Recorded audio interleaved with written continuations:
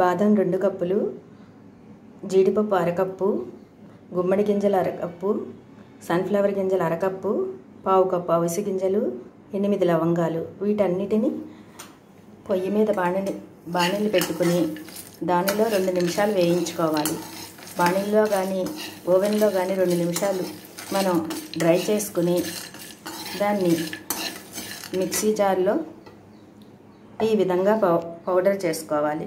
ఇలా పౌడర్ చేసుకున్న బాదం పౌడర్ ఈ విధంగా తయారవుతుంది. ఈ బాదం పౌడర్ మనం చక్కగా ఉదయాన్నే ఒక గ్లాస్ పాలల్లో 3 స్పూన్లు ఇది కలుపుకుని తాగితే రోజంతా మనకి ఎంతో అలసట లేకుండా ఆరోగ్యాన్ని ఇస్తుంది. ఇది జర్నీస్లో కూడా చాలా ఉపయోగపడుతుంది. ఈ పౌడర్ తీసుకెళ్ళి మనం ఉదయాన్నే జర్నీస్లో టీ కాఫీకి బదులు ఈ పౌడర్ వేసుకుని పాలను తాగితే ఆ రోజంతా అలసట లేకుండా మనం జర్నీని హ్యాపీగా ఎంజాయ్ చేయవచ్చు.